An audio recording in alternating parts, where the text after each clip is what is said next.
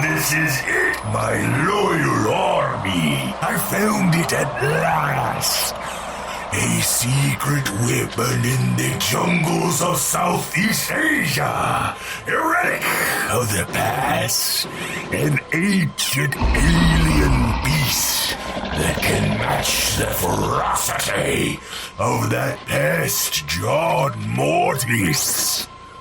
Once I re-engineer it, this monstrous creature will flush Mortis out into the open, annihilate him, and return him to the earth like the fossil he really is. Now go, my soldiers of steel, and bring me that DNA!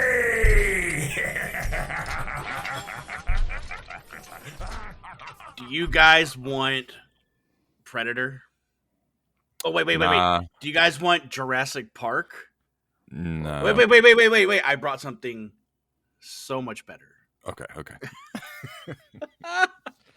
What's going on, guys? Welcome back to B Action, where we put the B back in action. I'm Dustin, one of your hosts, and with me, as always, is our DNA partner, Charlie. Charlie, give us your DNA. I am CAC.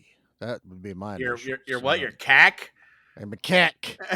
Fucking CAC. I'm a cack. Not a cack.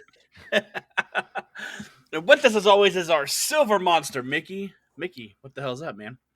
I think I rented the wrong Jurassic Park. Look, the whole time I was watching this, I was like, please be better. What? Please be better. But it did get better. I was gonna say, you guys are worrying me all of a sudden. This I know how to fix everything about this movie. They marketed it wrong. Dr. Charlie. No, this movie marketed itself incorrectly. This should have been, hey, fellow movie renters, are you tired of trying to rent several movies that cost several dollars for each rental? Wouldn't it be way more convenient to just get one VHS that had everything you were looking for in all of the other movies you wanted to watch? You know, fumbling through. This is just like those infomercials where someone's fumbling and they're trying to open Jurassic Park. Yeah, it's a 3-in-1. Predator. They're opening Indiana Jones, and they're all falling. A little bit of Alien in there, a little bit of everything. Yeah. You're popping in one movie, thinking it's another. You're like, oh, I've got to stop this one. It's not the one I was thinking of, and put the other one in.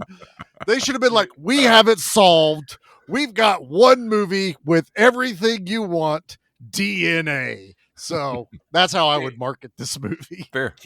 Can you imagine growing up and your dad being like, yeah, Charlie, we're going to watch Predator. And he pops this movie in. And you, little Charlie, going to school saying, I watched Predator. And then you start explaining this movie and people are like, that's not Predator. And your whole life, you think this fucking movie is Predator. We had this discussion once before with another movie that was Predator, but not Predator, and what happens when you went to school the next day. It seems very relevant. I think I didn't need to look. Maybe the same guy wrote both movies. I'm not 100% sure. Maybe. But we are doing 1996's DNA. And before we get into anyone's history, Charlie, do you happen to have a trailer? I do have a trailer, and I will say it took me a little bit to find one, but I got one that wasn't like stupid long or anything. Also, they were all uploaded by other parts of the world. This one's subtitled in German. There was another one subtitled in Spanish, but it's the regular English trailer. And I was just like, this is odd. No American has uploaded this trailer yet. So here we go. DNA. Mankind has searched the mysteries of the universe. The 20th century needs a cure that could lie behind this door. Got it. But when you turn the key to the unknown, Meet The future, Mr. Eisenfeld. Say hello to Balakai. There's no turning back. Moving in. What was that? I'm here! Something's coming. So what's new? Just reanimated an alien. What science can't stop.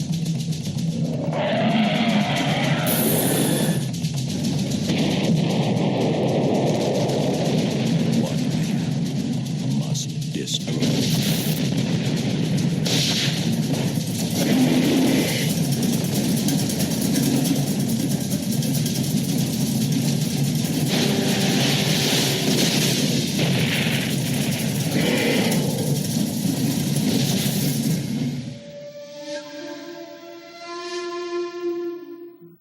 So while we're on the topic, real quick, I did look into the writer Nick Davis.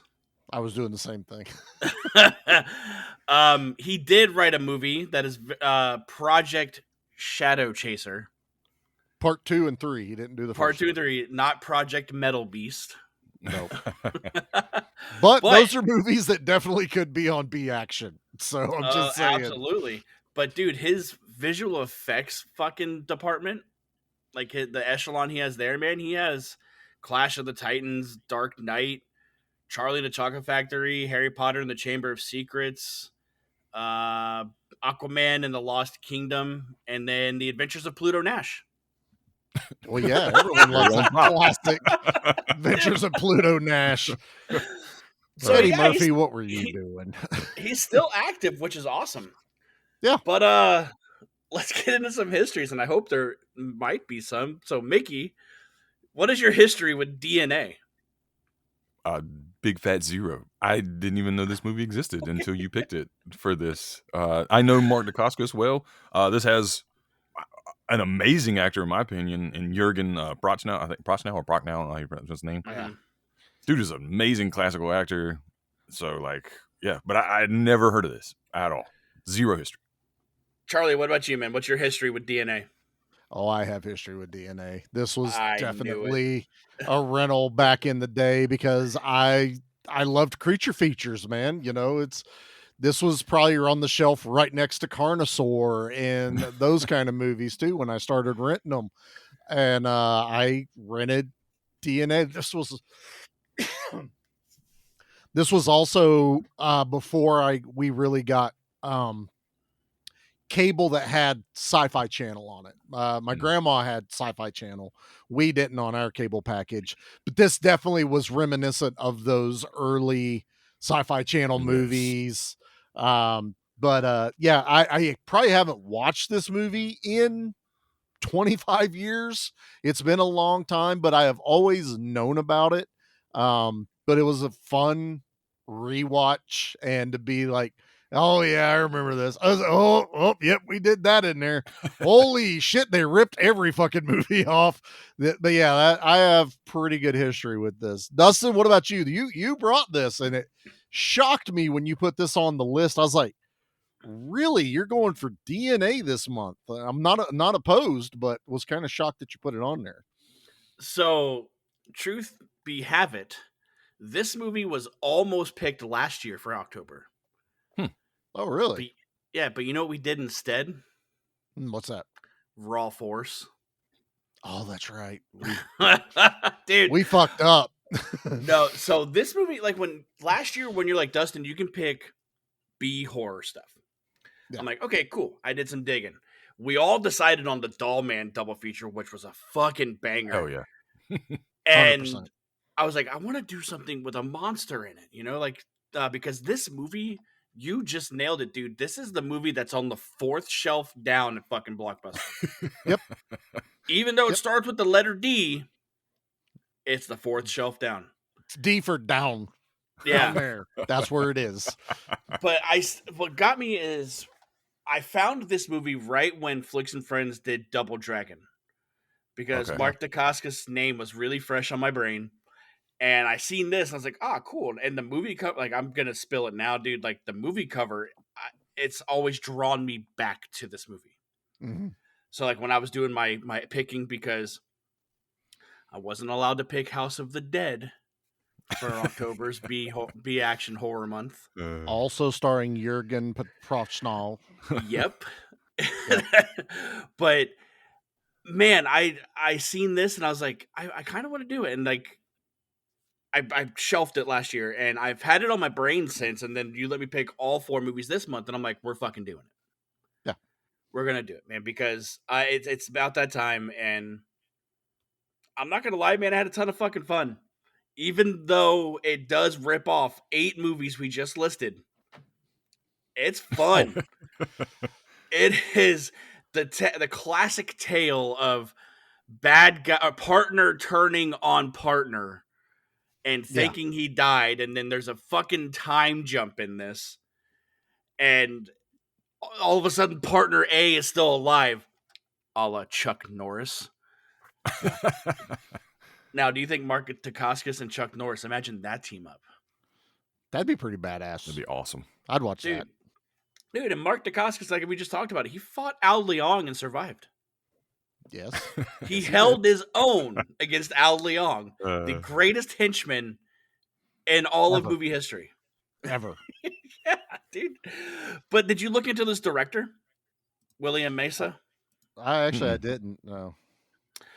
He's another one of those special effects guys turned director. Like he worked on like Deep Blue Sea, The Last Samurai, The Fugitive, Rambo 3, Darkman, Army of Darkness.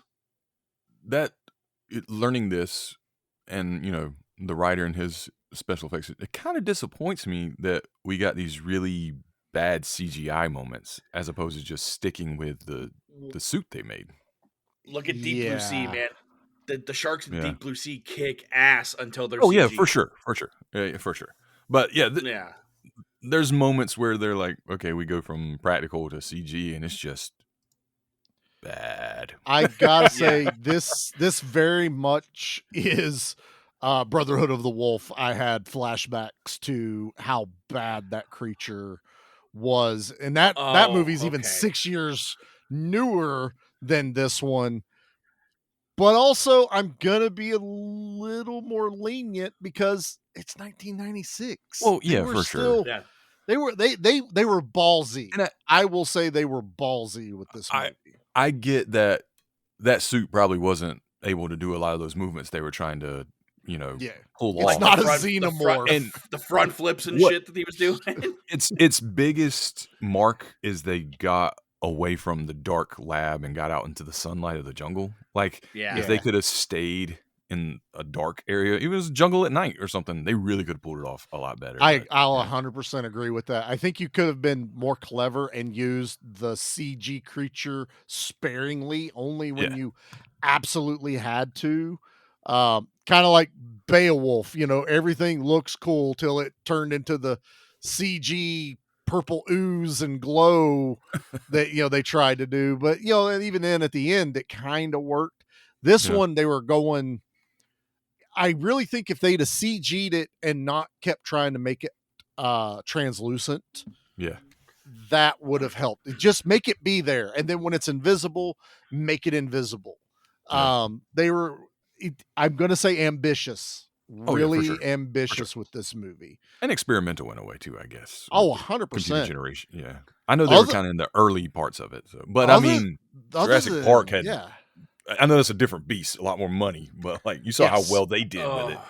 And this is look how well it held up too, man. Like that, the CG in Jurassic Park is fucking phenomenal still. Charlie hit it on the head earlier with it being like one of those early sci-fi original movies, like rip-offs, like, and you still, I think you still see them now. Like when Transformers came out, you had Transmorphers, and like they use that terrible CGI and all that stuff, but they're just capitalizing on previous franchises, basically. Now, I will say though, as much as we're gonna dog on the actual CG, where this is above those sci-fi originals is all the other sets and where they are. They did a lot of good things. Felt really good. Like it never felt like they were on a fake movie set. Like I feel like a lot of it was on location. On location. and they really in a jungle and really going into a cave or something. Like, I never got snapped out of it in those moments, well, except for one. But the CG truly is the moment where you're like, oh, okay, I forgot about that. I must have loved this as a kid. Now I'm just like, and thinking about it too, watching it in 96, having to see our TVs and not being in fucking 4K 1080p, it's absolutely makes a difference.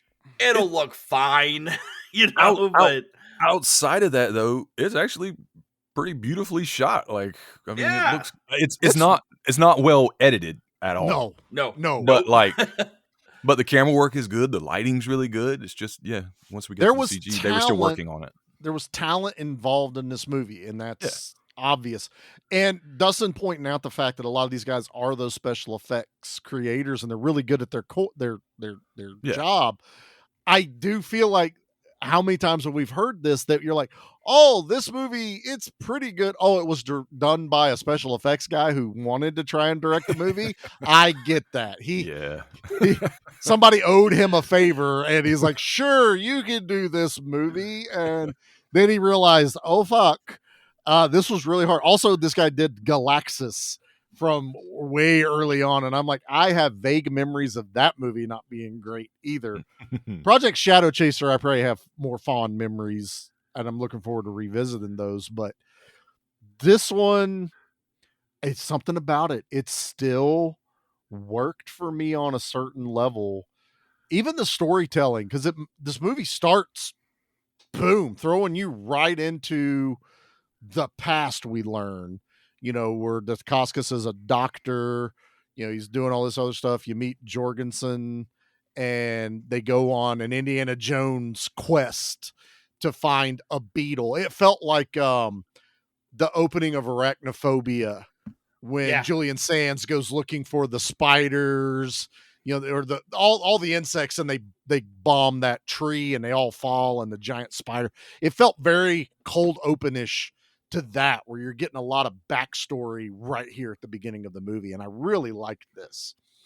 Yeah, what I did like too, like what you just brought up, like, we bring up Jurassic Park, how that cold open is a tragedy, like something happening to this person from the creation that they made. And I like the fact that we didn't get that. I like the fact that the adventure starts at the beginning of this movie, and they go on the hunt for this fucking fossil in the middle of this jungle to hopefully extract some type of DNA from it to create this beast, Well, that's what our antagonist wants to do. Our protagonist thinks he's making a medicine. That's the underlying story. That cures everything. Like, it's like, you guys are ballsy. They're like, we can cure AIDS, cancer, the common cold, hangnails, ingrown toenails.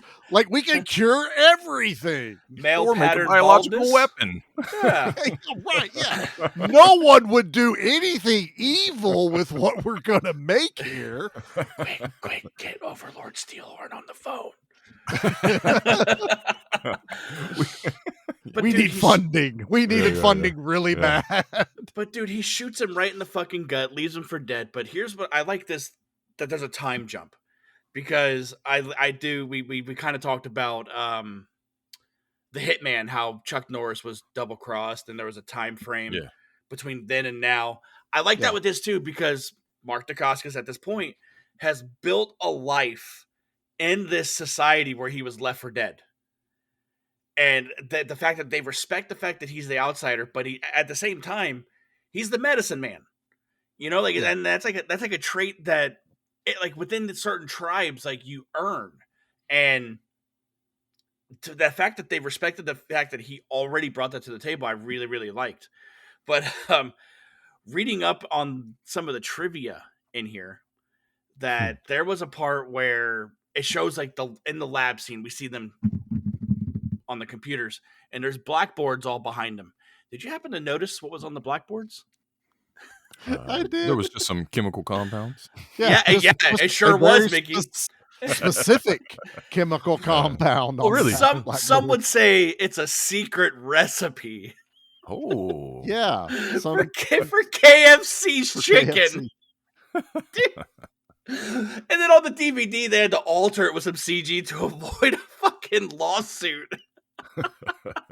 I'm here for So it. not only are Yeah. they stealing from all these movies, they stole from the Colonel with his wee beady eyes. I took the Colonel's secret recipe. I also love the trope of this is my life's work. I've been working so hard, and there's this problem on a whiteboard, and this guy walks in going, "I've solved it," and adds 3 letters and a thing at the bottom. How could I not have seen this? It's like the time where they just like, oh, you had the sine wave inversed, and you just reverse it, turn it up, the whole thing upside down.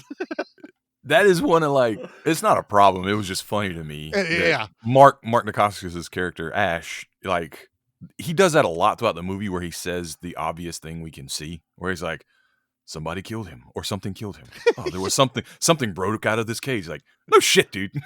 Like, He's said a lot. doing that for us whenever I need a trailer that talks during the fucking movie. It's Yeah. Mark Decascos is like somebody's going to do a podcast, and I need to explain what I am seeing so the audience knows what I'm seeing. Dude, when he picks up that glass of soda and Oh, pours the can. dude.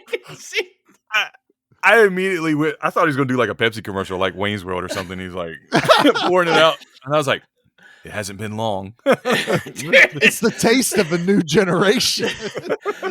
It's like the fucking tracker moves where they bend down and they put their fingers in Oh, the feet yeah. prints, and they're like, he just came through here not Yeah. too long ago. We literally Headed just due missed him. Is west. that guy running in front of us right over there Oh that we my can God. see? That guy, right? But then we get a visit from a woman named Claire, who works for the CDC. Another trope. Yep, works for the CDC, right? Like that's who she works for, or CIA. the FBI, CIA, CIA. CIA. Some 3 fucking letters that rhymes with DNA. And she goes, all right, well, we're going to go on this adventure. And where's this dress out there? And Mark Dacascos starts going through all of her shit. And he's like, here, put these on. And she goes, why? He goes, because I don't want to pick bugs off of you. You know what he Basically. did do, though, is he sure as shit sat there and watched her change. Well, yeah, he did. He's like, Also, he tells a little kid, he goes, go on. Go.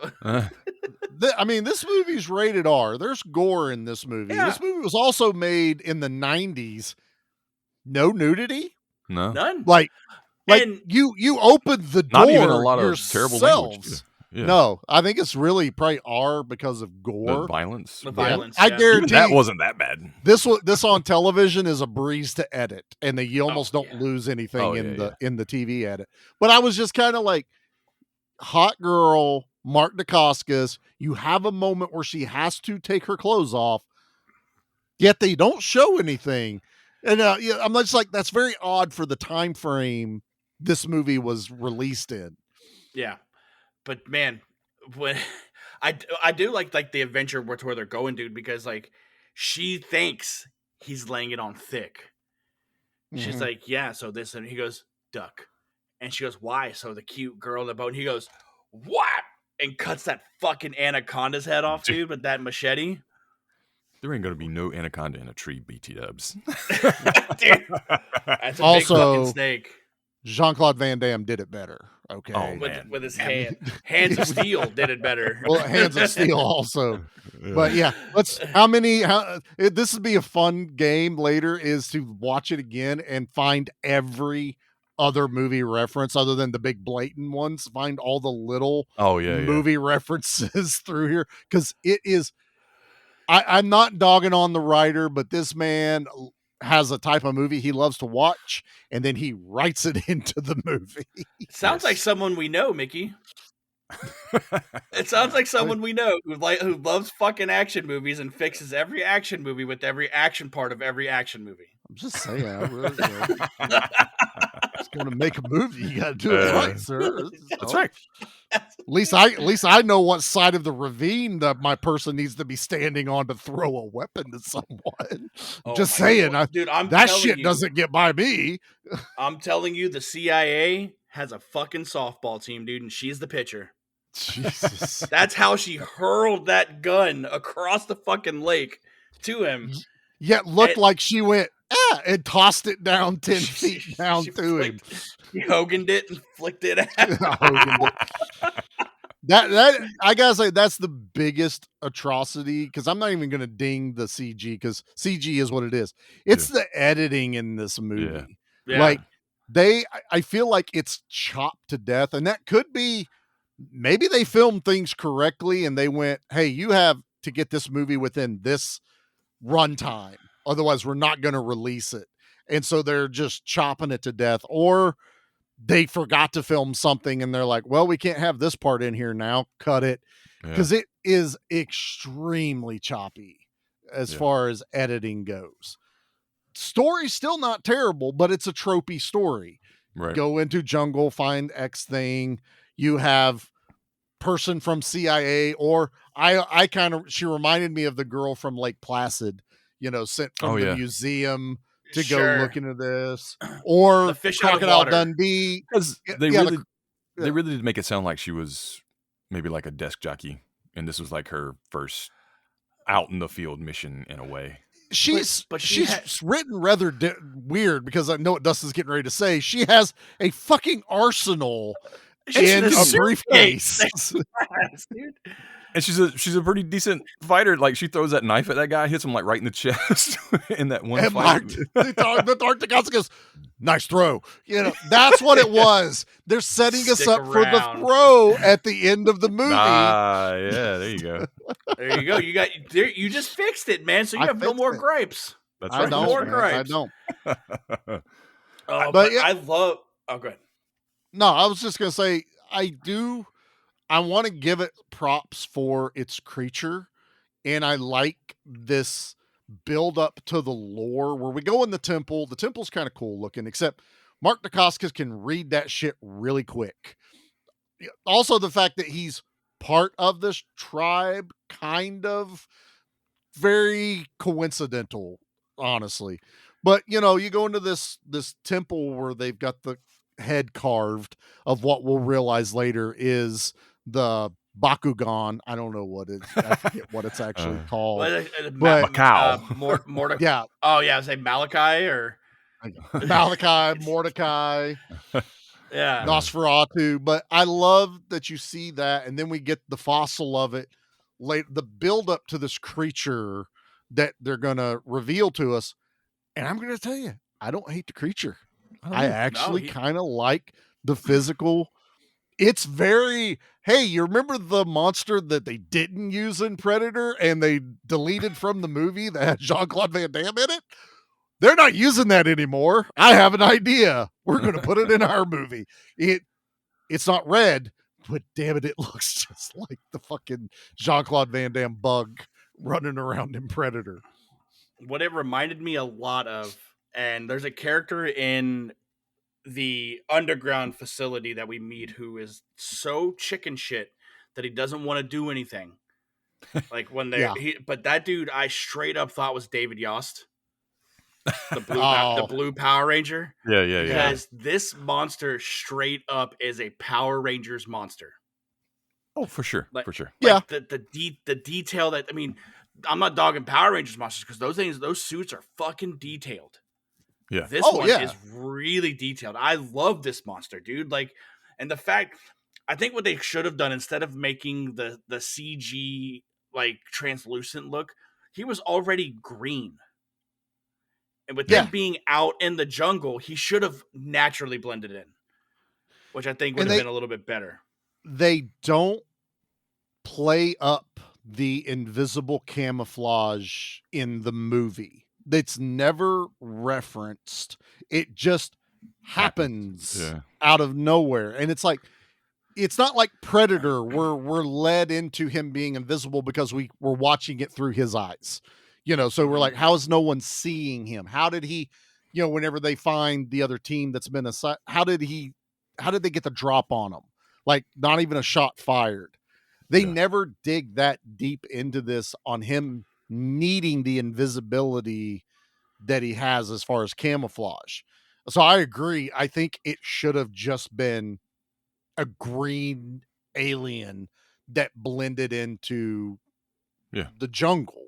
That would He have didn't worked. need a cloaking device. He's camouflaged. Yeah, that would have saved you so much on your CG. You still could have done some of the CG jumps and stuff, but you wouldn't have had to try and make him translucent and still see him. That's the biggest fail this one makes when it comes to that, is stick with one because you're not referencing it and it's not important to the story. Right. It's never stalking them other than inside the lab. And he's already hiding in the shadows anyway. So, and a lot of it is his vision too. Oh yeah. Like that's what get there's a lot of the hunt vision from his POV. I like this though because they do away with thermal vision. Yeah. This one really only sees heat. So it's actually a detriment to this creature because when Decascos and the girl get thrown out of the boat later and he's looking directly at them, they're not covered in mud. They're not cold.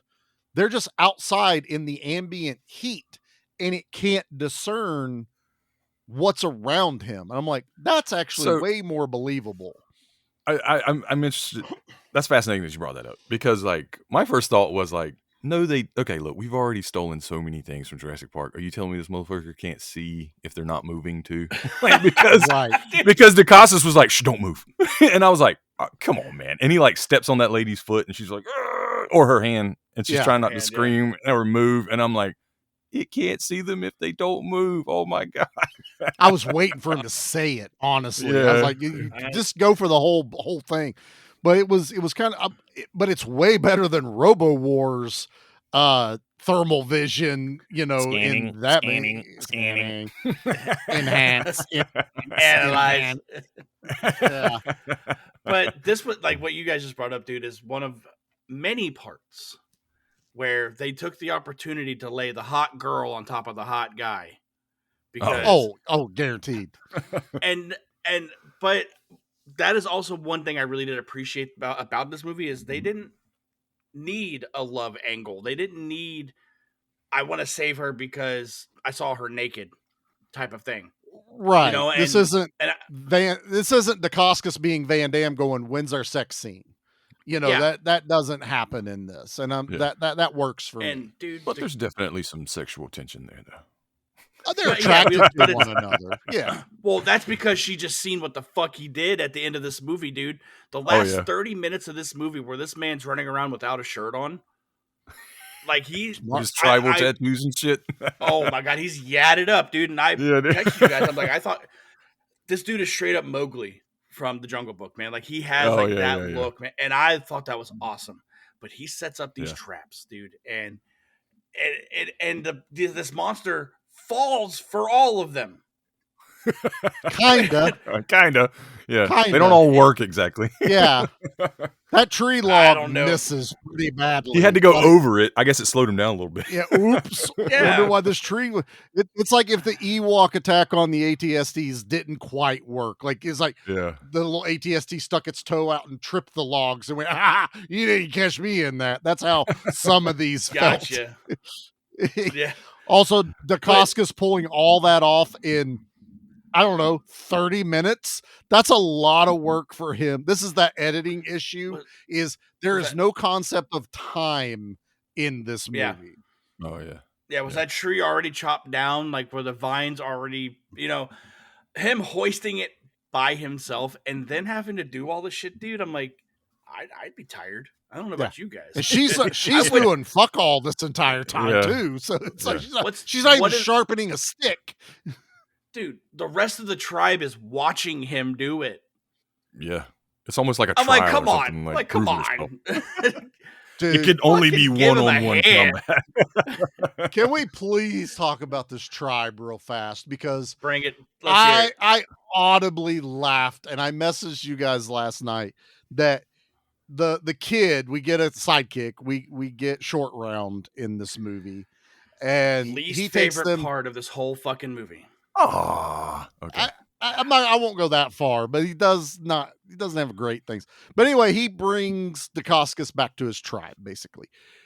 And they walk out of the deep jungle into this flat open field where a bunch of tribal men running around, whooping and hollering, and he goes, "Yeah, those are the headhunters. You got to be careful around them." Literally walks past them into the next group of tribesmen.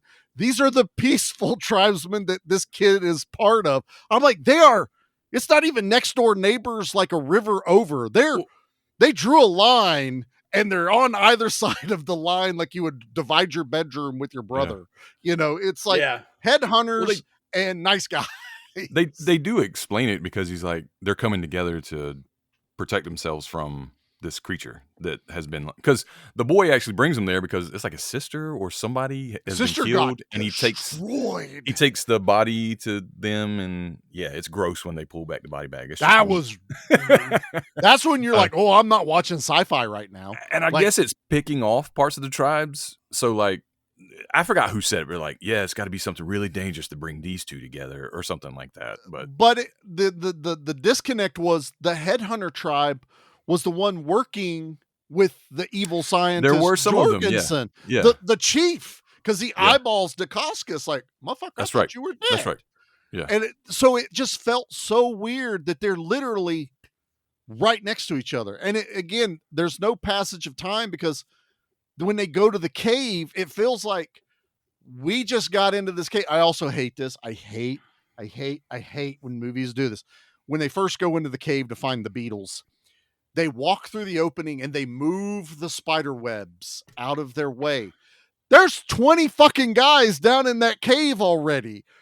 What spiders are making webs that fucking fast that you had to walk through a place that's never been touched by mankind in 100 years?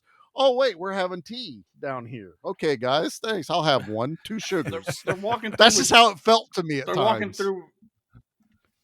And they're walking through with torches too. Oh, are they taller? And all the tribesmen were short, so none of the spider webs at the bottom were there. So they walked in through the fucking kitchen. the back door of the cave. Yeah, Bruce Wayne's entrance. Yeah, I don't want to go too far without talking more about Dr. Carl Wessinger, who is Jürgen Prochnow, because we kind of glossed over Dr. him. Carl. Dr. Carl Wessinger. Dr. Carl, dude. He is. I love him as an actor. He's a great actor. He's played some really cool characters. He's a bad guy in Beverly Hills Cop 2. Yeah, 2.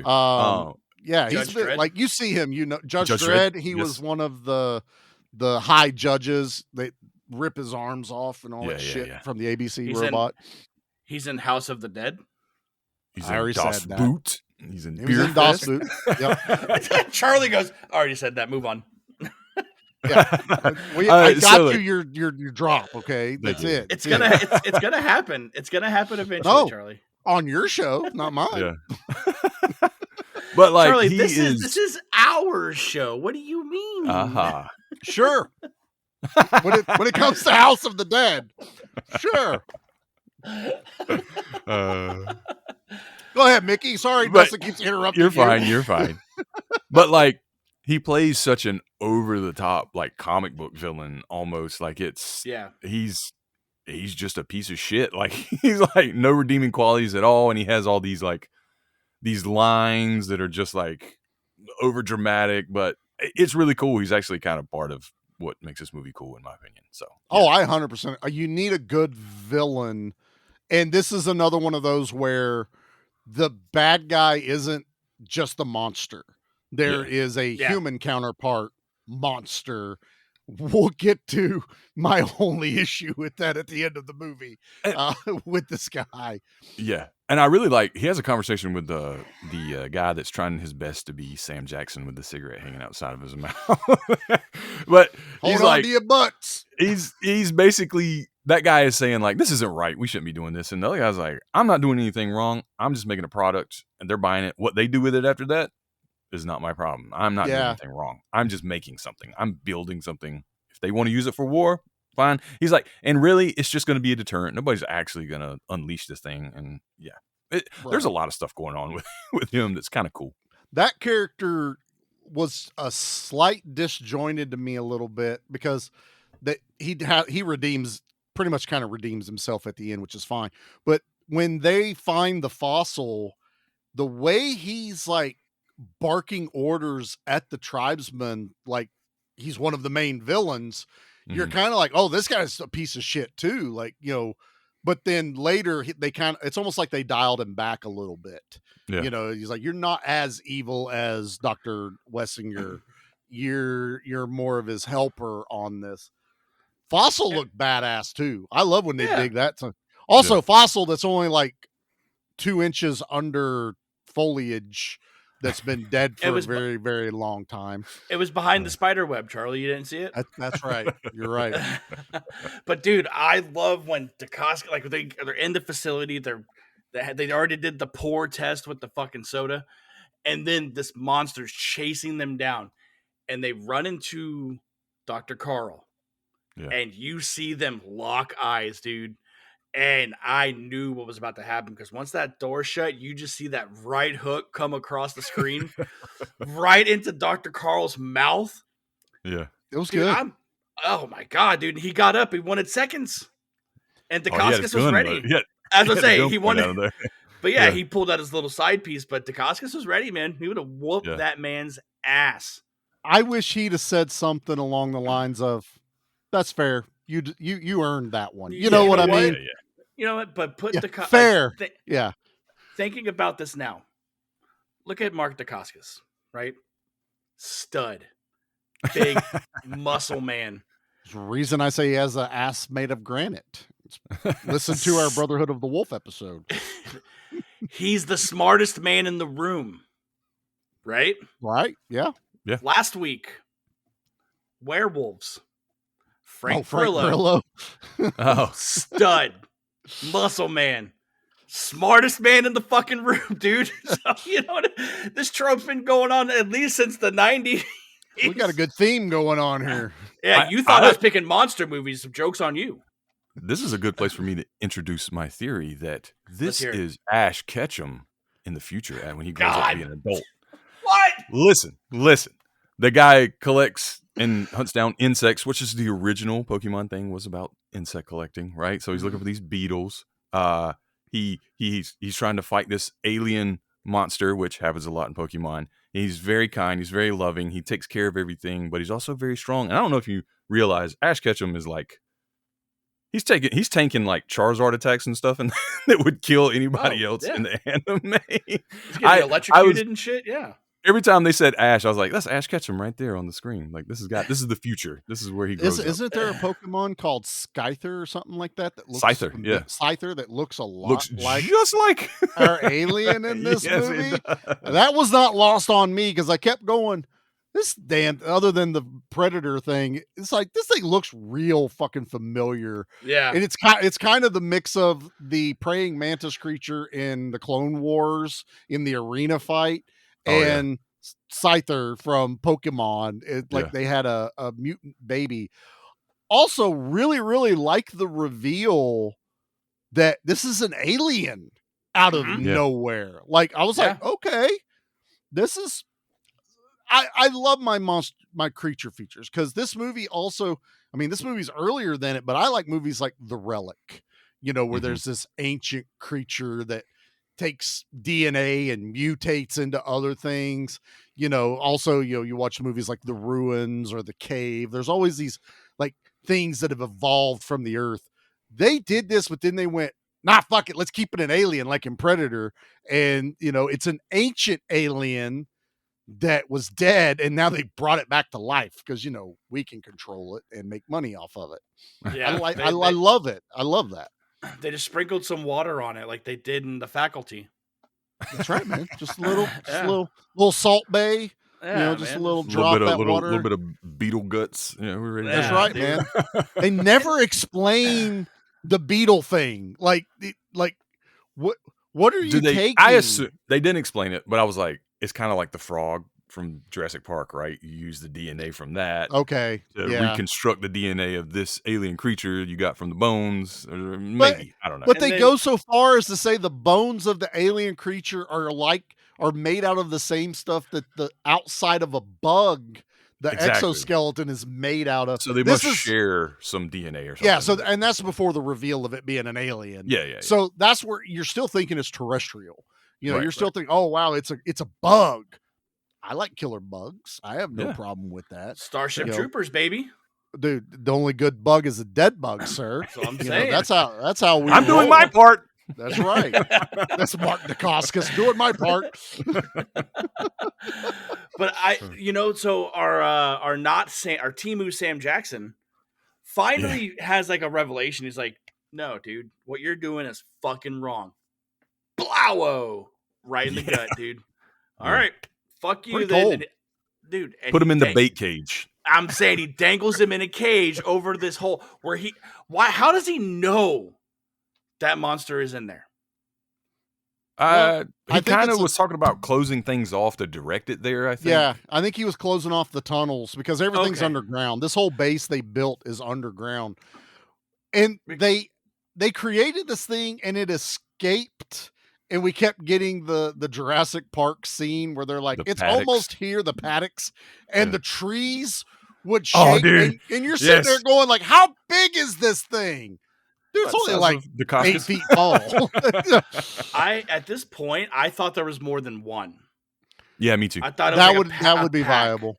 Yeah. Yeah. But dude, when he's sitting there and you see him go into fucking hacker mode, and he sits there and goes, all right, I got to click on this one on the screen. You talking And about when he's trying to open the floor? Yeah, he's trying to open the little door. I'm like, I was just like, just open the damn door.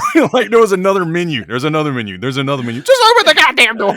This looked like the scene in Hackers where they take you into the Yes. computer Yes. and you're looking for the trash file. There's literally files that say what they're, and the CIA chick got onto a computer for 30 fucking seconds earlier in the movie, and she's like, oh, I think I saw that file when I was in it earlier. I'm like, shut up, get in the Yeah. kitchen You're a and liar. make a sandwich, all right? but it also happened in Jurassic Park, dude. Oh, it totally did. When she's navigating the security system via the buildings, I'm Yeah. like, dude, just open the fucking door. And the fact that it gets stuck, Yep. it gets stuck. I'm Well, like, look, of course it did. Of that- course. That the so- door's only this fucking big, Charlie. It slowly opens for them to get Short Round out because he's Newt from Aliens all of a sudden Yes. and trapped under the grates. They Yeah. get him out and they're like, close it back. Look, it's only not closed by like 8 inches. That fucking alien destroys the entire opening. It didn't matter that you closed that damn thing. what I'm saying? It wasn't going to stop this fucking That- alien. That is the vertical. It's a vertical POV of Charlie running through a Japanese wall. Yeah, that's the reverse of that. No, you know. it's you jumping. It's not you running through. If we're looking at you vertically, that is fucking you. But dude, I was also yelling at the room they lock themselves in to hide from the alien.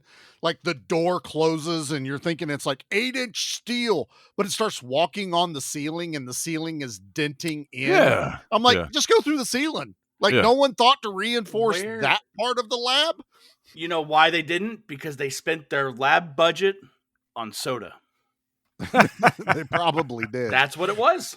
Uh, But guys, we have a solid 20-minute explosion scene in this movie, dude. And it's really good too. The It's way it actually happens is good. awesome. It's actually a Dude. really good explosion. I seen them wheeling those barrels over to that helicopter. I'm like, I hope Charlie sits down for this. I was already locked in, sir. Dude. Number one, there's helicopters. Okay, Yeah. so I Yeah. am in when you put multiple helicopters in a movie. Oh yeah, they had a whole like strike team come in on 2 helicopters. They had or a 3 fucking helicopters. Apache, sir. And when they called that guy Reinhardt, I was like, oh, I bet he's a badass. Well, You he can't have was a name bald. like Reinhardt. He already looked like Ron Perlman. He was in almost Blade like 2. 7 foot tall. Like it worked. You're like, that's the main guy. I'm gonna pay attention to him. Mhm. But man, they roll those barrels over. I'm like, what do you got to do with those barrels over there, guys? They shoot them. What you doing? They shoot the fucking barrels with our favorite hands of steel fucking Nerf gun grenade launcher. Yeah. Dude. This multi But that doesn't set launcher- off the huge explosion. No, No, that's not the no. huge That's one. just the helicopter. Yeah. But this weapon she's been carrying in a briefcase. I don't know if you guys or even if our listeners have done. I haven't done the movie yet. I want to do a movie called No Escape with Ray Liotta. And it's a prison island movie, and the bad guys have a weapon that allows him to keep power. It's a handheld missile launcher just like this. It's a little missile that locks in, and when he's mad, he cocks it and it makes this and everyone's like, "Oh fuck, we're about to blow up." That's this, except they painted them yellow to look like a Nerf football on the end of this handheld gun. But then it doesn't just launch grenades, it has like a taser attachment to it as well. I'm like, well, this was a little bit more, thought out. Like, we need one weapon, but multiple options, like the Judge Dredd gun. I'll say, where have you heard of that before? Judge Dredd? Equalizer 2000. And that was all yeah. attached to one. That's what it made one gun. This one is it's a fucking Swiss Army knife of goddamn guns, dude. Give me that attachment, click it to the front. Give me that attachment, click it to the front. It's like, and I'm like, you guys have grenades, just start launching them. I don't know why it took them so long to just start shooting grenades at everything. Yeah, it's like if you two were outside playing fucking Army Men, and Mickey's like, I have an Uzi, but guess what? It shoots rockets. Also, guess what? There's a sniper on it. Even more, guess what? It's a fucking ninja star. Yep. And I'm going to be running over there going, oh yeah, well, I have force field and I can turn invisible. Yeah, that's what it is. But dude, this helicopter explosion. Dude. Beautiful, dude. And it's all practical, man. Like, they blow this shit up, but that's not the only explosion during the scene that makes the whole scene 20 minutes long. They stole a detonator from old Dr. Carl at one point, but the little kid did. The little kid Short Round stole it. No, what happened? It wasn't Dr. Carl. It was, who'd you say? Reinhardt sets it down like an idiot. I like how it just disappears, like the kid's hand goes, and then he looks down. The Reinhardt guy, this is a big deal. This is a detonator, right? He looks down, it's not there, and he's like, something wrong? He's like, nah. What's that? Plays it off. He just cracks his knuckles. I totally didn't lose it. Totally did not lose it. In his brain, though, he's going, fuck. He just started going, no problem here at all, sir. Where's it at? It's behind my back. Don't worry. I got it right here, dude. Why are you walking backwards, Reinhardt? Reinhardt? Left it in my other pants. Yeah. You just showed it to me. Why is it in your other pants? Did you guys catch why there's only 2.5 seconds left on this detonator, though? No. I'm genuinely asking. I don't know why their countdown started at 2.5 seconds. Because they're not going to... They were like, hey, all those other movies where if we leave 30 seconds, it always stops at 2 or 1 second. Let's bypass that and just set it for 2 seconds. I just thought of Ralph from Austin Powers counting down from 30. And he goes, when the doors close, just say go. Right. Just close and go. Everybody's getting bored, just waiting. Yep. Yeah. But I just feel like they were like, we ain't got a lot of time. Fuck it. Just make it go off in 2 seconds. Yeah. Dude, and then Timu Jackson just... Who's on death's door. He's dying. He's dying. Bleeding out from the gut, dude. And he goes, give me that. He goes, I got this. Yeah. Go save yourselves. He OP'd them, dude. He hit him with the OP line. Do you know what this is from? Do you know what movie they're Tell me doing which one. In this? Mickey, do you know what movie they're doing in this scene? There's so many movies where this happens. I don't know. This is so blatant of what they're doing. Just fucking tell me. It's fucking Dyson from Terminator 2. When he's holding that thing over the detonator, okay. Yeah. He's dying. He's not going to make it out of there. And he does that lose it, like, and his Yeah. arm falls, and then all the soldiers or the cops at that one are around and they get blown. This is this exactly because they come on him and he's like, click. Oh shit! Boom, and everything blows up. This is Terminator 2. This Yeah. is what they just ripped off. But Charlie, this explosion right here, man. It's fucking awesome. It's intense, apparently. Dude, the warehouse explodes. The lab explodes. Another helicopter explodes. Yep. The well they were in just exploded. Yep. But it has the power of disintegration. It can vaporize human beings. You ever seen the end of The Rock? Where's he at? I want to see that son of a bitch. Oh, it vaporized him, sir. Vaporized. Yeah. That can happen? Oh, yeah, sir. Oh, yeah. He's blown out to sea, vaporized. Are you sure? He's like, definitely. That's how Sean Connery got away in The Rock. That's not how fucking Carl Westinghouse got fucking out of this. This motherfucker, you ever seen the meme of the kid who like He got throws up the Thanos. peace signs and disappears? That's what happens to our main villain. As he's running away. Running, and then, whew, I don't feel so good, Mr. Stark, and he is gone. Yeah. Oh my in God, camera, in camera, like. dude. I thought I was tripping or something because I was like, did he just disappear? I had to go back. I was like, motherfucker, he just disappeared. Oh my God! But the movie's And I'm not so- over yet. Dude. No. It's not over. It's been It's just so getting long good. since I watched this movie because he disappeared. Like, I'm like, are you fuckers bringing him back? Is that why he just fades away? And maybe you're like, That's what I thought too. I was like, Yeah. he must have not It's- died. for it's a like brief Solo. moment. Yeah, I was like, He oh, they're comes going to back try as and like bring another his green ass. monster. He took the DNA. We didn't see that. He stabbed himself, and now he's a new alien, like the Guyver, and he Yeah. becomes an alien fighting an alien. And then Jeff So- Goldblum just walks in and goes, "Yeah, so life it finds a way." Well, there you go. Dustin's was very Heath Ledger, the Joker, trying to do his I best. tried, Charlie. Let me tell you how I got these scars. Life, yeah, you know, I ate popsicles as a kid, and I never cut the edges off.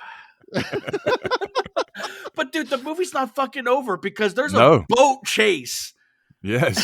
with a fucking rocket launcher, dude. I want this rocket launcher. My God, this dude can bullseye everything with a rocket launcher. And he Oh my God. fast reload. Those ones he's firing are a one time. You don't Do reload. you think he had a those. pile of them? Like he just I want a pile. throw it I and just wa- grab I want Martin Cove flying the helicopter, Yes. handing him rocket launcher, dropping dynamite out of the window. But I'm telling you, these Oh, my rockets face hurts. barely miss this boat. This guy is a sharp fucking shooter of rockets out of helicopters, and I am loving every second of this helicopter fight. Oh my It's God, so dude. good. It's so fucking good. And then they just wreck into land out of nowhere Yeah. and fucking launch out of this boat. Oh my God.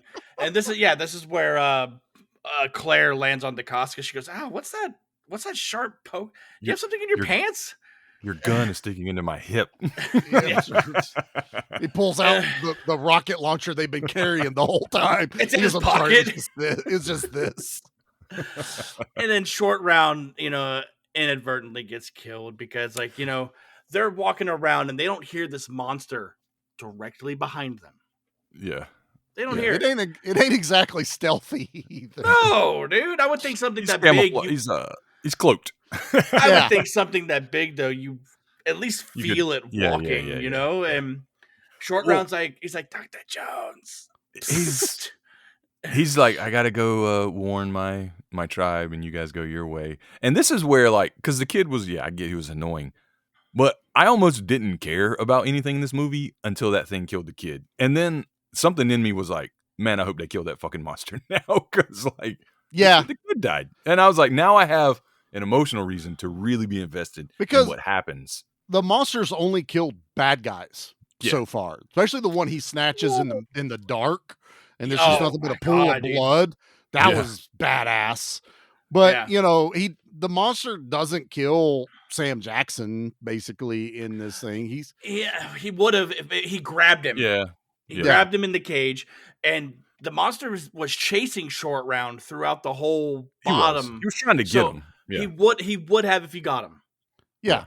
Also, not to go backwards too far, but I was trying to figure out exactly what was going on. So when Short Round brought his sister to Mark Decascos at the beginning, and we get the reveal of her body being mangled, they say all of her spinal fluid and some other Oh, yeah. fluids have They been did. taken out of her body. Did the Never- monster kill her? Or is Dr. Westinghouse It's a good point. taking DNA and stuff he needs from a good point. humans to make this thing? Because they never I reference didn't think about that. that the monster is doing that. is craving Oh my something God. out Yeah. of bodies.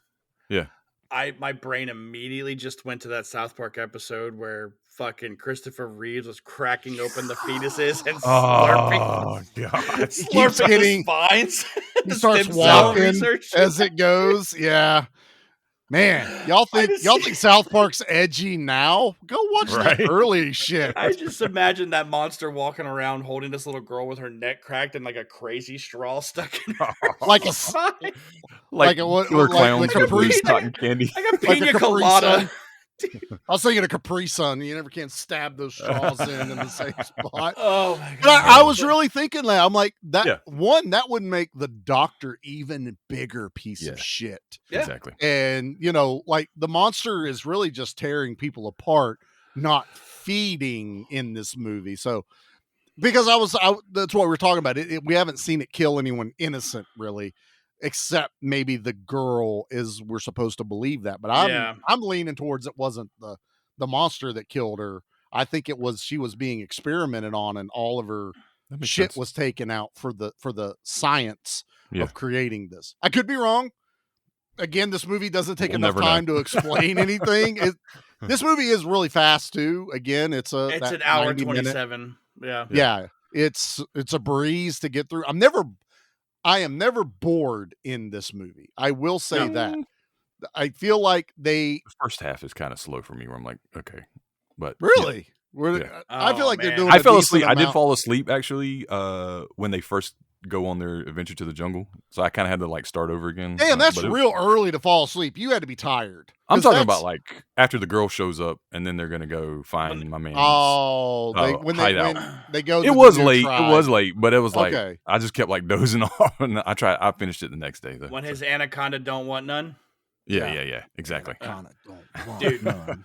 After they have like this ritual for Short Round, he goes, "Oh," and holds up this fucking beetle. He goes, "I know what to do." And I this thought he was witch- going to cure Short Round. I did too. thought I did too. I was like, they're going to bring this motherfucker back to life. They're not going to kill a kid. Like his medicine was supposed to cure everything, even death. That's Yeah. kind of what I was expecting to happen. But no, he ends up making pea soup and putting it on his face, right? Like it looks like straight What's on his up. weapons too? Oh, he does the fucking Rambo thing. Yeah, he does that too. Yeah. And then he puts it on the edge of the axe and then immediately jumps in the fucking water. Yes, thank you, because I'm pretty sure Tribesman said you poison it to slow it down and then take it out. Is because I was like, oh, he's making a poison, right? And then Yeah. he threw. Yeah, I was with you. It's like this motherfucker just jump in the water. He's gonna wash all the poison off. It's really, really sticky. It's That's- sticky that's resin. true, yeah. And why are you putting the poison on your face? Because it That- only affects that part- the alien. That part was not poison, Mickey. okay. That part was not poison. I took it as it only affected. It was only for because that goes back to the aliens' Oh my God, bones dude. are It's like the bugs. Yeah. It's another earthly element. It's a that's Toho hazardous to science. aliens. It's a Toho science. It's in signs. They want to Yeah. come and take over a planet that's 70% water, and their weakness is water. Yeah. Dude, like Oh War my of the God. Worlds. Their weakness was bacteria that Yeah. destroyed them. I mean, look, aliens aren't attacking us. We're fucking up the planet all on our own. We make out like aliens are smart. They're just fucking stupid as we are. Yeah. Yeah. But dude, Decascos gets into it. He hunts down this alien, Oh, and yeah. then you have Claire on the other side of the fucking river. Dude. Hurls her fucking rocket. Where did it come from? So Just drop right into his hands. Was it in So- the inventory? what? So he gets chased by half invisible, half not invisible alien. He falls down this hillside. Like it's pretty good tumble he takes into the Benny water Hill again. style. Yeah, it's very reminiscent of Dutch falling off the waterfall in Predator and lands in the water right before he gets covered in mud. So he loses the rocket launcher, which I swear to God, from that camera angle, Oh, it was that's in right. the water. It landed in the water, but no, it lands on the hillside. This is the most important thing. It lands on the hillside, and he looks at it. Oh, it's right there. The alien is underwater coming towards him. So he is on the Little bubble. opposite side of this ravine. A snorkel coming. Yeah, somebody's under there with their crazy straw blowing bubbles. So, other side of this ravine / river, the tribesmen appear behind Decascos, shooting arrows that do fuck all against Nothing, this alien. They're like bouncing off of it. It's hilarious. They're doing He's their got bug part, skin. man. He's got the bug skin. Yeah. So Decascos looks across, and the CIA chick is coming down the hill to grab the rocket launcher she sees, and she can barely reach it. Decascos starts fighting the alien on the other side of the ravine, gets into it, throws this axe, which is supposed to weaken it, hits it right in the nose. I don't know how much it weakened it for a goddamn rocket that's about to happen, but it throws the axe off. He then turns and looks up the side of the mountain where the tribesmen were, and she is there and drops the rocket launcher in his hand. There's no way she got across the river. She's not wet. She didn't swim it during this fight. You didn't see the bridge? They flipped the fucking film so she is Upside above down. him and drops the rocket launcher in his hand. And I am screaming at the TV going, what the fuck is that? She was on the other side. Golly, dude. Charlie, take a drink. Take a drink. Really upset. Guess who's got all the horses? Guess who's on the wrong side of the river? That was the whole time I'm screaming at the television, and I'm like, that of everything I'm just putting off. Like, that's okay, I can ignore that. I can't ignore this. I can't ignore where she Nightcrawler bamps onto the other side of the ravine and drops the rocket launcher in his hands. But I'm going to save this ending for one of you two because I'm out of breath. Oh my God, Mickey, lay it on us. So, like, yeah, that all makes no sense. And it was kind of crazy, bad editing. But It's an action movie. We get rewarded for our suspension of disbelief when Decascos catches the rocket launcher, looks at this thing, like does like a twirl off of the waterfall because he's like back to the waterfall, like what am I gonna do? And just right in that thing's reset button, explodes in all the Robo War glory. Oh my God, Yeah. dude.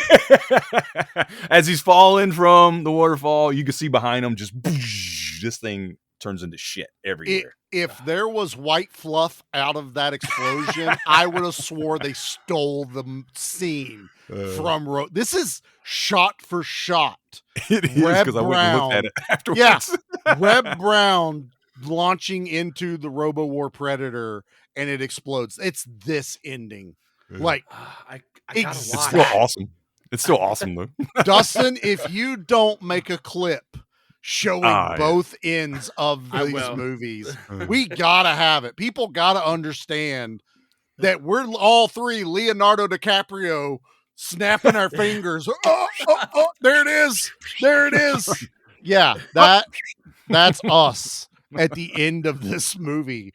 Also, exactly why this thing goes on B Action for the month of more.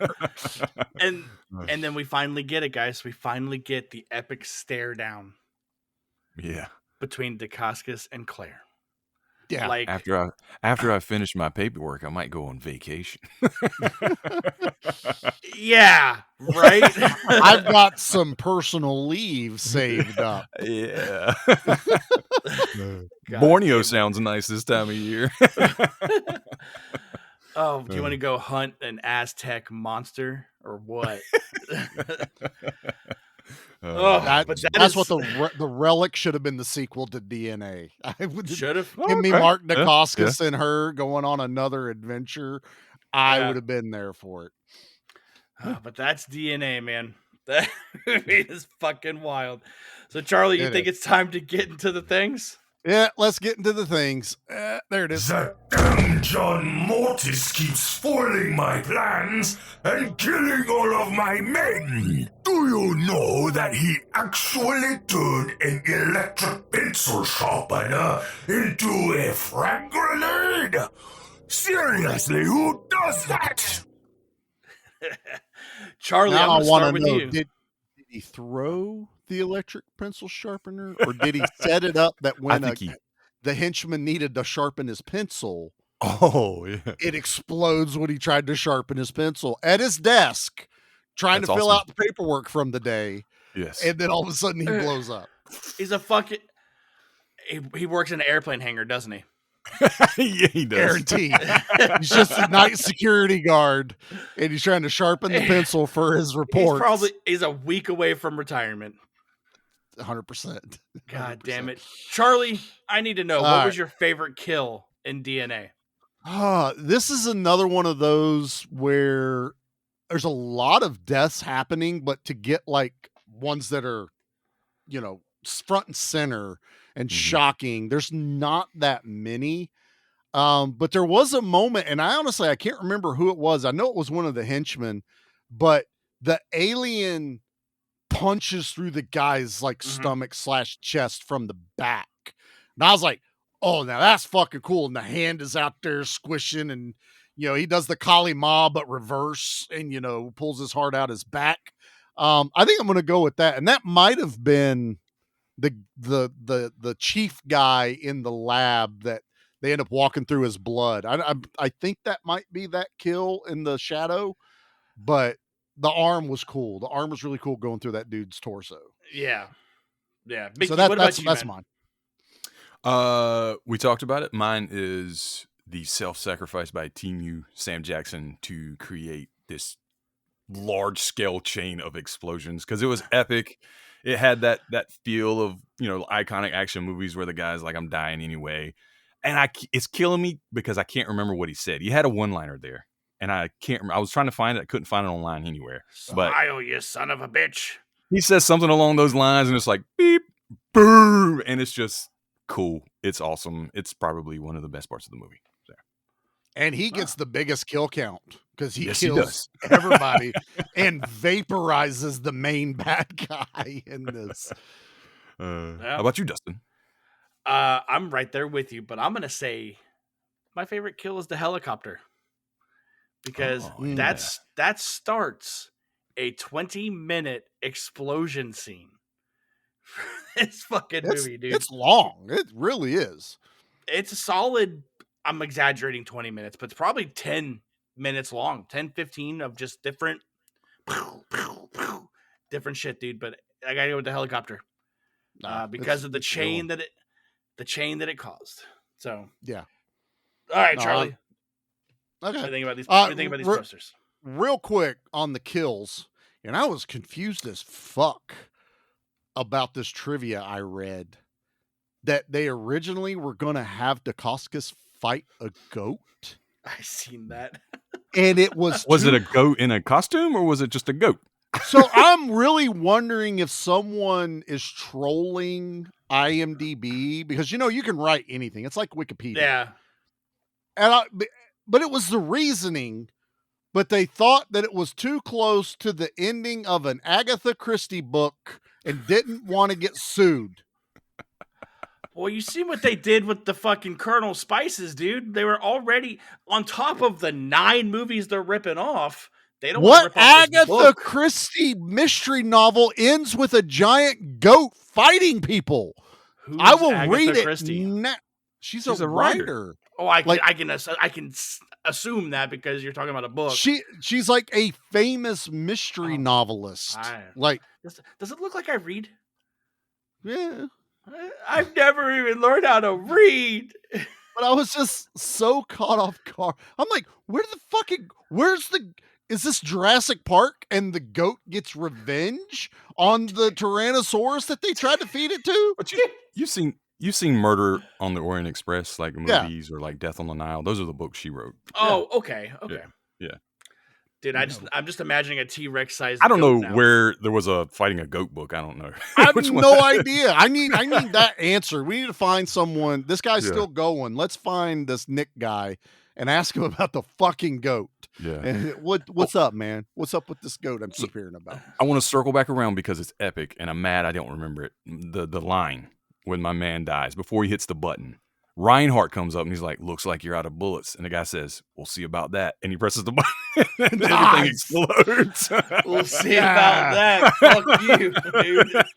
And Reinhardt's fucking expression when he realizes he's got the detonator. Yeah, oh yeah. my God. He's like, oh, fuck. It was Ralphie. Oh, fudge. Yeah, When yeah. all the lug nuts went flying in the snow. He only had 2.5 seconds to respond. That's My all, man's man. going in the Hall of Fame. That's a good one. Damn it. I should have said it for 30 seconds. I could have got away. Yeah. All right. Let's do these posters. There! Pause the security footage. Look! Right there! His bulging biceps are dual-wielding 2 machine guns, all while the helicopter behind him is crashing gloriously into my penthouse hideout. My God, he looks glorious. I hate it. I still fucking hate, dude. Telling you, man. Telling you. Mickey, does this movie poster match the vibe of the movie? So, I think the movie poster is more badass than the movie, in my opinion. Like, I like this poster. It's really cool. I love this little sliver of the monster's side of his face in the jungle. Like, it's telling you everything this movie's about. Honestly, there's a lot more going on, but I almost think this is like a more badass movie when I look at this poster. Like, this should be like epic, man. So That's fair. I guess it does and doesn't. I really don't know how to explain it. I think I like the poster more than I like the movie. There you go. Fair. Okay. Charlie, what about you, man? I mean, obviously this works because I rented it based solely on the box art. Everything on the poster is, at least in the movie, they're in a jungle. That is the creature. They're not overselling the creature. I mean, it does look a way more badass on this cover because it's more black. It does look more animalistic too. Yeah. This also humanoid. the tagline, "Don't mess with Mother Nature." Does that actually apply if it's an alien? Like, no, I don't think it does. But I think I'm going to say, yeah, I think the movie matches the poster kind of in the same way Mickey says. It's hard to explain that it's better than the movie, yet it still does its job. Yeah. And I'm not mad about it. I am looking though, and it looks like it's probably French. I need this DVD cover because it was 2 films on 2 DVD package, and you got ADN, which I'm guessing is they I'm got looking at DNA, that right now. La Binas. DNA backwards. But did you see the movie it's put in with? It's Metal Beast at the bottom of it. And my guess is that's Project Metal Beast. It's the French title and they took out Project. So check this out. You ready? So I'm looking on Google. Yeah. Project Metal Beast. Yep. I knew it. Dude. I knew it. And honestly, that probably would be a great double feature. Perfect. So it makes sense. But yeah, that's kind of funny. And this other like Photoshop from Windows 98 cover where it's just the floating heads. Oh god. and that's and not the even Decascos. Who down are they? there. They're not even in the movie. Yeah, I don't Not know. even Decascos. That, good Lord, that's not. Good God, that is horrible. That's what's it. Who's the dude that plays House? It's That must be one of those where they sell the DVDs on the corner, the bootlegs. Like, Oh, it got got totally DNA. is. yeah. Because the other one looks like Natalie fucking Portman up in the top corner. I don't know. But no, I think I'm there with it. Dustin, what about you, brother? You picked this. What do you think about the movie poster? I said it at the beginning of the episode. This movie poster keeps drawing me to this movie. Mhm. Like there's a reason why I kept coming back to it, and it's this fucking poster, dude. I love this movie poster. It reminds me of like Anaconda, like Yeah. Crocodile, and Yeah. Lake Placid, like those type of movie posters, Congo. man. Congo, Komodo. exactly. Komodo. Yeah. Yeah. I love it. I think this movie poster is badass, and I think it matches the vibe of the movie. Cool. Absolutely. I'm down. All right. Well, I say we rate this bad boy. I will now be reading from the Union Required Comments and Suggestions box. The first is a comment from Steel Mickey, where did this Sailor come from?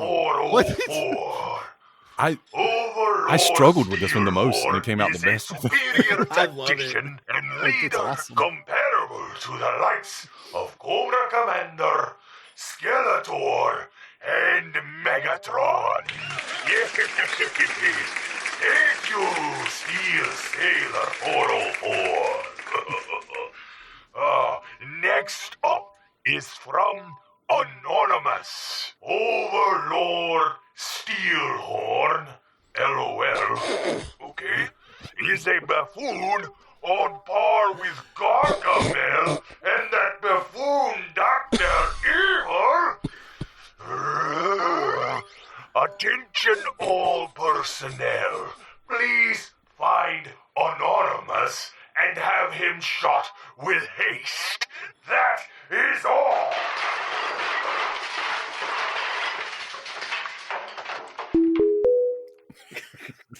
That guy's totally going to get that, man. Better hope Anonymous isn't found. All right, Charlie, let's hear it. Do you think DNA is badass, basic, or bomb? Look, man, this is. I like I said, I had watched this movie. I remembered most of it. There's no way this movie is basic by any stretch of the imagination. It has its issues.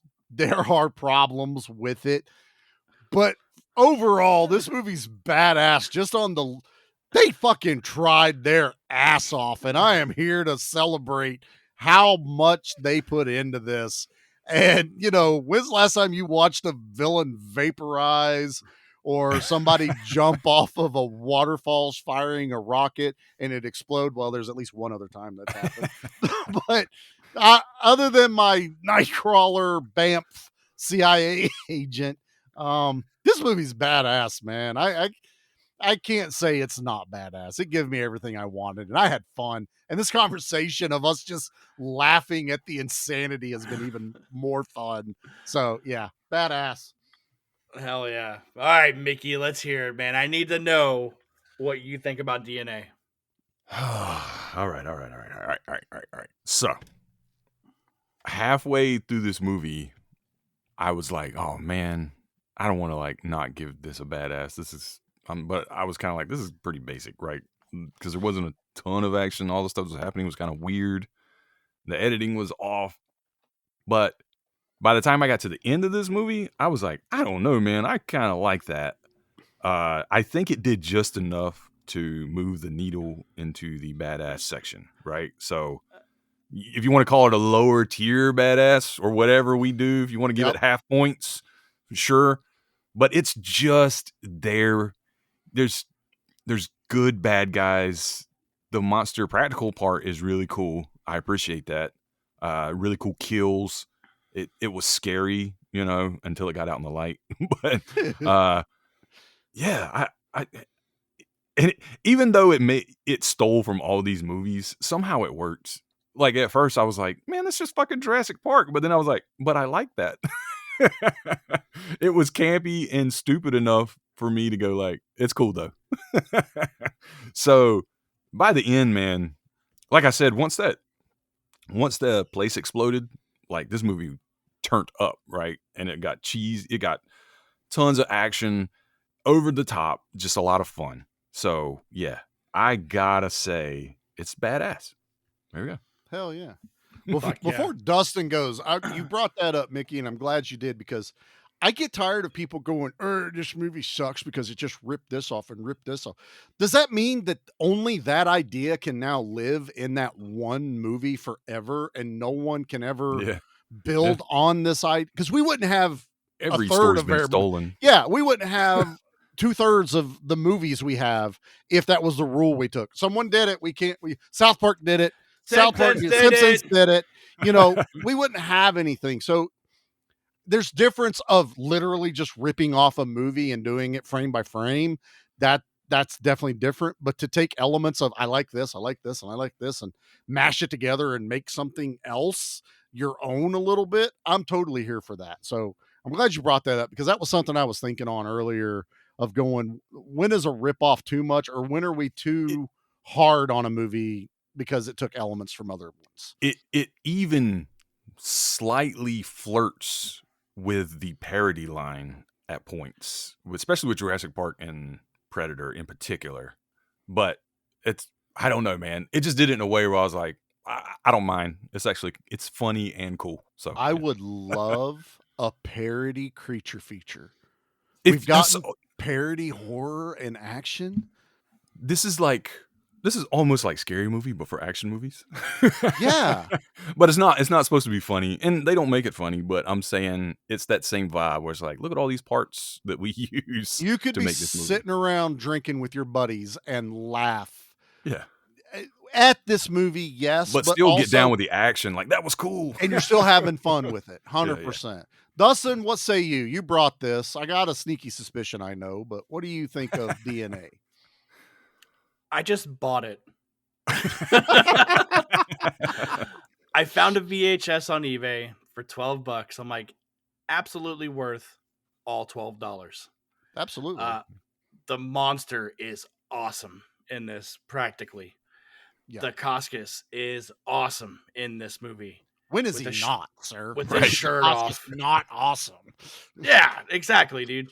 The action's there. I've already said I like the fact that they didn't have to shoehorn in like a love angle. They both cared about this little kid because he's a little kid, and that was about it. This movie was an instant purchase, which means this movie is badass. Well, you know what that means. You just got hit with a 100% certified USDA prime cut, double barrel, eagle screaming, battle axe swinging, high octane 454 big block, badass B action movie rating. Hell yeah, you are welcome. Not even Overlord Steelhorn could stop us from celebrating the badass movie. He's tried. Nope. He's tried twice now. I actually had an idea. I was like, oh man, this means that Steelhorn lost. Every time we all rate a movie badass and he gets badass rating, it means he lost. And that's the whole point. Yeah, The bad guys always lose. I'd like to see John Mortis try to take down this creature. Yeah. And no contest. What? He Dang would take it. it out. Yeah. Every time the creature would pop out of the shadow to kill a henchman, John Mortis is popping out of that same shadow behind the creature. With the soft pretzel. I'm telling you, the soft Okay, we got to discuss this because this came up in our talks of how we were going to go about this, and it needs to be settled now. Someone took it literal that John Mortis took a soft pretzel and killed someone with it. So if you Choked him. he didn't garrote, it's a soft pretzel, it would break. The only option is to shove it in his mouth and make him choke on it.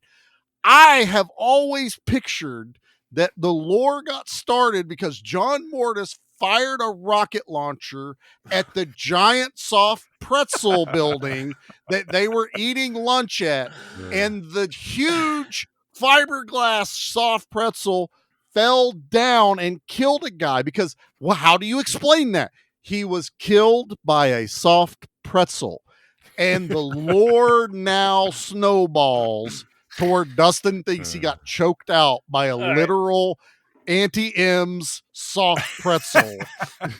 All right, well, let me ask you this in a rebuttal question. Ask away. You actually just asked about this. I John did? Mortis killed a man with an electric pencil sharpener. Yes. We're curious as to how. Well, it's either did he sharpen his pencil and it explode? Or what else? He just kills him with it like Just a grenade? made a grenade out of it. Like Yeah, he threw it. Yeah. So he's able to take a stationary inanimate object and make a weapon out of it, right? Yeah, he's John Morse. Okay, so I can absolutely see him untying this pretzel. That he hid a razor wire inside of? He makes it a whip and chokes people out with it. That's a big ass soft pretzel, sir. I don't think you understand how big a soft pretzel is. I'd rather like him like just like shove it in her throat or something. And, like, I don't know, man. I think he's sitting there like he what he does. He unties it and whittles the end of it to make it a fucking Oh my God.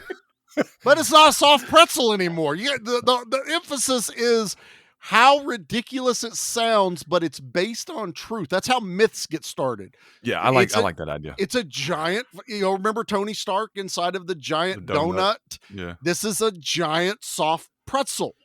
And it I falls and kills a guy. What when you're filling out the report, Dave was killed by, how do I write this? Exactly. Well, exactly. How the fuck do you fill out that paperwork with a soft pretzel murder? If I write soft pretzel, do you really think they're going to think he used a real soft pretzel? No one's that stupid. They're not going to think it's a real soft pretzel. Somebody will. We hear henchmen talking about it. Yeah. They're afraid of him and his soft pretzel. Yeah. Yeah. But that's the lore. I don't know, It's man. become a legend. A legend. Yes. I think he actually kills someone with a soft pretzel. Anyways, Mickey. Headcanon. We'll find out when the movie comes out. That's what I'm opening the movie with that. Yeah. Mickey, what do you got cooking over on Play for Keeps? Man, month of October, we're trying to hit a lot of the big horror toy franchises, Ghostbusters, Universal. I'm about to say Universal Soldiers. That's a Universal Monsters. Yeah. Charlie's looking around to see if he has any. Yeah. But yeah, that's what we're doing every Monday night, 8:00 on Nerd Initiative's YouTube channel. Nice. Charlie, what you guys got cooking? I'm pretty sure. Let's see. This is our second episode, so we would have just done Pete's basket case. So that came out. We are recording this a little early, so hopefully our second episode, which is Nate's pick, we're doing Evil Dead Rise. So, don't even start. Don't even. I will. I'll do it. I'll do it twice. Yeah, go over there with your soft pretzel and mustard and just sit there. But yeah, we're doing Evil Dead Rise. Which is kind of wild. We've done all the Evil Dead movies. Well, we did 2. We didn't do 1. You can do that. You don't have to do it. Yeah, you don't need to do the 1. And we were doing them in order. Now we've jumped to this, so we didn't do 2013's remake, which is pretty good, fucking amazing. Yeah. But yeah, so we got that coming out, and then all that's left for Month of Horror are mine and Anna's picks. And let me tell you, we took it being Halloween serious. Oh, so little teaser for that. Dustin, what about you? What's going on with the old Flicks and Barons? So over on the Baron's Hideout, we are in our retrospect of the Hell House franchise, and we'll have just dropped Hell House LLC 3, The Lake of Fire. I can say this confidently now. I don't like the third one, but there's reasons why, and you'll have to check it out. over on Flicks and Friends, we will be in the middle of our Universal Monster Month, and we'll have just put out The Wolfman with Lon Chaney Jr. Lon Chaney Jr. was later. Yeah, Junior's later. Yeah. Yeah, Jr. was Wolfman later.